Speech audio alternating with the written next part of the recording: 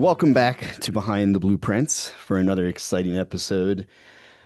Our guest today is Brian Frels. He is one of our three principals here at Arium AE. He runs, along with Stephanie Nunn, the architectural side of things. And I don't know, I'm just going to dive right in, Brian. Welcome to the podcast. Hey I know man. this was on your bucket list of things to do in 2025, and I wanted to get it done before the new year. Well, So, thanks for having me in the podcast studio. You guys are doing a great job. yes. Hey, would you say we're on number five now? Episode number 5. All Yep. right. Yeah, so let's dive right in. I mean, I just had the privilege of speaking with Dave Diamond last week, a few weeks ago, and learned all about the panhandle of Texas, which is where your story begins. Brian is in fact a Texan, Born and raised. born and raised. Yes. Texas Panhandle, middle of nowhere. Typically tell people that I'm from Amarillo. That's the only chance you've heard of anywhere near where I'm from. I'm actually from Pampa. It's a town of 19,000 people and shrinking, and went to Texas Tech in Lubbock, Texas, for my architecture degree and business degree. I've heard a lot of exciting things about Lubbock, Texas. That was part of our conversation last go around. Happening place. What did you hear? I believe the comment was that the sky was the color of mud, Mm. or what was the terminology that David used? He described the sky as being like a pale brown. Look, my orientation day, it did rain mud. It happens once or twice a Okay, year. so it wasn't a lie. So it's actually Um, like a thing. yeah. The storms are pretty crazy because you get a lot of wind, and then the wind, draws up dirt from all the crops, and then it rains This is our and second episode of selling Texas rains hard. Tech to the general population. It's actually it's a Lubbock good or little Leave It is a Dixie love it. Chicks song that we talked about last week. Yeah, yeah. Um, it's a good spot in the Texas Panhandle. I'll put it that. Gotcha. It's there's things happening there. Right, right. Very nice. So how did you end up in Baltimore? I interned in Dallas, kind of understood the career path. Obviously, a lot of people go from Texas Tech to Dallas or Austin, big cities in Texas. I felt like I needed to get out of Texas, and this was an opportunity to do that, at least temporarily at that point. So I said, all right, who do I know? How wide can I cast my net? And I had actually done an abroad study program in South Korea. So I talked to an individual over there. I don't know, the professional environment's a little different there. I was like, can I interview? They're like, no, you have a job. Just come over here. Oh, like to go to Korea. Yeah. And I had a hard time with that. Like I'm sure they were very sincere, but it was like, make it over here and you've got a job. So I was like, I don't know about that. There's nothing in writing. I don't know if I'm that, very Motivated to go to South Korea. great. Had a job offer in Arizona, building houses, and then a couple in Dallas. And I interviewed with RTKL in Dallas. At the same time, I was talking to my professor, and there was this small, like, contingent of Texas Tech graduates that had made their way to Fells Point in Right. This was Baltimore. was this the David Diamond It was David, but there was a handful of other right. individuals. It was probably one person after another, but there was, a handful of people that were a grade above or two Yeah. of me in school. And so I got my resume to them, got it to the right person. They said, come on in. So I flew up here, interviewed, started walking around just in case I got the interview, looking for a place where the heck would I stay, made connections and found a little apartment behind a bar, and the rest is history. It was a good time. So RTKL, worked at RTKL for how many years were you at RTKL? I think about 8. About 8. And then the opportunity came to expand your horizons. I mean, I was situated pretty well there, making inroads in the firm. It obviously a very large firm that had been acquired by Arcadis, so it was going through some changes. Just happened to be moving to Columbia. My wife was working in DC at the time, so we are trying to get a little bit closer there. had recently added my son Brooks, and we're moving out of Baltimore City Right. and into Columbia. So came and interviewed at Arium, and it looked like a great place. An AE environment, all open studio, a lot of things going for it. Felt like I could come here and have a larger impact, so made the jump. Yeah. And Arium being the firm that we are, doing a little bit of everything is probably you know, was a welcome change from being lumped into just enormous projects that lasted for 3 years. I tell people a lot of times we had interns in the other day, and I often will tell people that one of my favorite parts of the job is learning about other people's businesses, what makes their business run, what do they need, programming their spaces. And the ability to do that on a week to week basis here Yep. is just a little bit different than when you're meeting with large government entities and you're working on a project for 4 or 5 years. Yep. Really important people walking through the spaces that you're designing and a lot of opportunities in that. But exposure is something that Arium provides all of our architects and engineers that is really great. Everybody's working on 4 or 5 projects at a minimum. And a little bit of each part of every design process. I think For sure. that's a big difference. Even, and I've been here for 20 years, but coming from my internships in college where you would be lumped into doing one thing. We're not siloed. Yeah, you're not. I've worked at firms where an individual got really good at designing staircases, and they Right. spent 4 years designing Right. staircases. That's great. That's great for certain people, but Arium really is a great place for people that want to gain a broad perspective across a number of things. You could be designing a temple or an industrial laundry facility, or you name it, and all at the same time. As note, we are doing both of those things right now Right now. at this exact moment. I think one thing that's just really great about how we operate is we don't ever see as a project as being too big or too small. We kind of are always looking at a way to adapt to a challenge and help a client. Yeah, we're definitely more client focused. We're looking at long-term client relationships, and we'll do project after project with them. We'll become their go-to expert designer. One project might be converting a room into a server room, and the next project we may be doing a full floor build out or designing a new building. But those long-term relationships are key for us. We've got clients that have been with us for 20, 25 Yeah. years. I have clients that I've worked with for 20 years since I Yeah. started. It's the same groups, You same do people. you do that by, doing a good job time after time, making sure that we're customizing our deliverables specifically to that particular project's needs. Not every project is, I'll say, a design winner project. Other projects, they might be cost focused, might be time. We got a lot of time. This is a critical project. We've got to get it in by this date. It's got a lot of intense requirements. So being able to deliver a project that is tailored to the project manager's goals that's one of the things we ask. What's our metrics of success for this project? What are you going to look back on and determine this project was successful or not? And if you can align those things with your design team and everybody on board, then you're bound to have success. It's like we've been progressively doing more and more secure space over the last half decade. And for those of you that did not know or did not attend, we did host a SCIF summit at a brewery that we had designed. So we combined two of our favorite project categories together, and I thought that event turned out great. Oh, the event was great. Started as a napkin sketch. Hey, let's maybe do some continued education, bring some vendors in, talk about, some changes in the skiff industry. Then we said, well, let's invite a few clients that we've been working with. Then we looked at that list and said, there's a lot of people that would love to attend an event like this. Right. So we joined forces with Davis Construction, opened up our list to key players in the industry.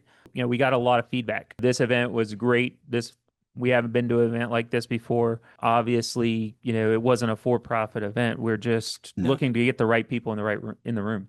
Skip spaces, I feel like, we've done them. I mean, I can remember doing them 15 years ago, but I feel like now we've gotten, we've become kind of a leading player in doing them Yeah, and the adapting as the regulations and a lot of the, requirements change. Yeah, that's the thing about SCIFs is that, everyone's different. Different agencies have different requirements, and despite what some people will tell you, there's not a manual saying this is exactly what you have to do. And that's by design. So the thing that Arium brings to the table is we're designing anywhere from 5 to 10 SCIFs at any one point in time. And so when a new client comes to us and says, "Hey, this is the SCIF. These are my requirements. This is what, our security said we're going to need." We start asking them questions. Have you thought about this? Have you thought about that? Has anybody asked you about this? And they said, well, no, we haven't heard that. They go and talk to security, and security says, yes, you're going to need that. It's something new, trending, coming. We get word of that, start to kind of understand those requirements before they've been written down anywhere. And that's the value add that we can bring is that, we know all the latest and greatest of requirements that we're seeing. And we can at least ask those questions early in the process. And that's really key across all of our projects is asking questions early, involving our engineers early, and understanding what the challenges are going to be even before we start putting pen to paper. All right, so we're gonna talk a little bit about Brian and his homestead. Um, Brian, when you moved to Columbia, I can't remember how many homes. I feel like you had, was there an original townhouse and then you took, I remember a townhouse when you first started working here. Yeah, we purchased one of the original Yeah, townhomes in Columbia. right. But it had no barn. And so they shortly after bought a home out in Highlandtown, right? Or Highland, not Highland, Highlandtown. yeah. And had a barn. We found a house that had been sitting on the market for a year plus. It's hard to imagine now that, but Right. Right. that was the case. And it had a little barn out back. So the barn then became a horse or two, right? Did we have chickens at that point, or was it just? We I think there was some we chicken. actually built a chicken coop. That's right. I remember you. I remember you building the chicken coop, I used an area marketing sign that was in front of one of our projects for the chicken coop. and then that barn did not have enough space. So then you bought another home. Well, let me rephrase this so that no one out there thinks Brian owns like four homes. No. Brian, they then moved to another home out in Western Howard County that has a much bigger barn. And you have like quite a little homestead out there. You got some ATVs going on. I see, Well, we went out to the property and I think we skipped going inside the house. We went straight to the barn right? and straight to the backyard because that's where we spend most of our time. And we said, yeah, So let's this do this. just reiterates my can't take the Texas out of Brian. He's got ATVs, got a half-ton pickup truck. He's buying bales of hay and tossing them into to barnyards. I don't know, in a cowboy hat and boots, probably. Spent a lot of time designing buildings for people to live inside, but I like to spend my personal Yeah, time outside. yeah. That's I mean, it makes sense. I also, but mine's usually glamping in a really nice travel trailer that doesn't involve any actual outdoor anything. So, um, and then if you don't know or have not seen it pop up on, and it's weird, I think that I was like targeted for a while by your ad, but there, Brian and his family were in a national John Deere promotion probably like 6 years ago. Is that right? Yeah, that's probably about right. And then for a solid 18 months when I was watching like Hulu, every commercial was like Brian and like the Frels family runs on deer. Yeah, it was a crazy experience. We were up at 4 o'clock that morning. There was 100 people at our house. I had a makeup artist. Uh, they had different scenes there filming. They had gone over our whole house and landscaped it and made it look great. And then I, rode on the tractor all day long for this 30-second commercial spot. Right. And you do own a legitimate John Deere tractor. I mean, it's a 1025, so it's probably the smallest John Deere tractor you can have, but we felt like we needed a loader bucket, and so, you know, I do have a little John Deere. So the John Deere commercial was a success. The Howard County Fair is going on right now. I know you're still involved. I mean, you are involved with agricultural. I know your daughter has put some artwork into a contest there and won. She was a winner. When does Brooks get to show Brooke is showing a calf? Holstein calf on Saturday, so we're all looking forward to that. We're gonna have a little audience for him. which will be streamed. So you Oh, that's probably won't awesome. get this before then, but um, yeah, we're looking forward to it. He's Yeah, gonna that'd have be his really cowboy cool. hat and his boots and his belt buckle. Yeah, we were I dropped the kids off at the fair last. It was shocking. It was really crowded for a Tuesday. I was like, man, there's a lot of people You know, out the here. weather's been great for it this year.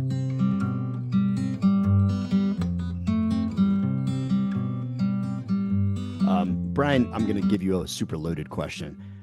What do you still see to this day as your biggest challenge in this industry? Like, where do you see our challenges? I think collecting the right information early is always tough. We typically do a lot of projects with a lot of equipment that require specific hookups, and seldom do we have a client that comes in and says, "Here's all the equipment that I'm going to be using into this space." Most of the time, they are creating something new, bigger, greater than what they've done before. Yep. And because of that, getting all the people in the room to provide the information necessary. Project we're working on right now is a quantum laboratory for a confidential client that is all state of the art types of technology. We're getting the right people in the room to answer our architects and engineers questions so that we can make sure that we're building a facility that, performs to your needs is always a challenge. Yeah, that's actually been a common theme in all the podcasts that I've completed so far, the conversations with other employees is just all info is good info at the front of projects. A lot of times I think it's sometimes difficult to translate uh, what someone has in their head because they don't necessarily always throw out their information that the collective list of information that you need at the start of a project. It's always difficult. Yeah, and that's one of the things. Programming a project is something that we do best. Going into a project, every project's different. Some clients have done 15 of them and they know exactly what they need.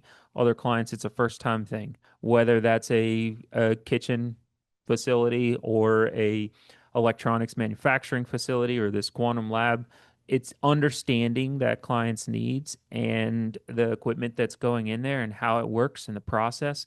And some clients, it's less about the equipment and more about what the equipment's doing or who's walking through the space. Oftentimes, we're talking to clients about how to showcase their processes because that's really important to them. So we will design a tour path sequence through the space so that when those important clients are walking through, they can see exactly what they're doing and how they work on things. So it's definitely a fun challenge. Having our engineers in house is definitely, a step ahead. I can't count basically every project. Walk over to Scott's desk and say, "Hey, I've got this, this, and this. What else am I missing? What do I need?" It's that type of collaboration that's really hard to do if your engineer's sitting in another building in another city. Last thing, let's dive in. What is next for Arium? What's the future of Arium? Where do you see things going? I mean, we've done even in the last post-COVID 3 or 4 years, we've expanded. We added studio space. We've brought on additional staff. I mean, we're a continually growing firm. Well, we've always been fairly broad in what we do, right? But we're building on those capabilities. You met with David, who brings a whole nother sector of new build and design that we'll be expanding into. We will continue to expand our footprint as well. We say we work anywhere from Delaware to North Carolina, but we have several projects in Texas right now. We're continuing to expand. Always back with Um, Texas, sure, everything.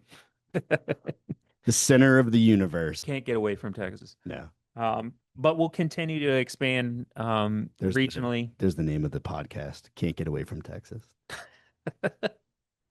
I think we'll continue to grow Yeah. those sectors. Well, Brian, thanks for joining me here today to chat, and best of luck to your son at his big fair debut this weekend. It's pretty exciting. We'll have to update and see it. Now, does he win something, or is this just showing the animal? If we all survive, and it'll be great. That'll be a winning enough, That'll right? And be we'll get a photo with the cow, and that'll be a big win. that's great. Thanks everybody for listening to another exciting podcast, and we will be back again for another episode of Behind the Blueprint soon.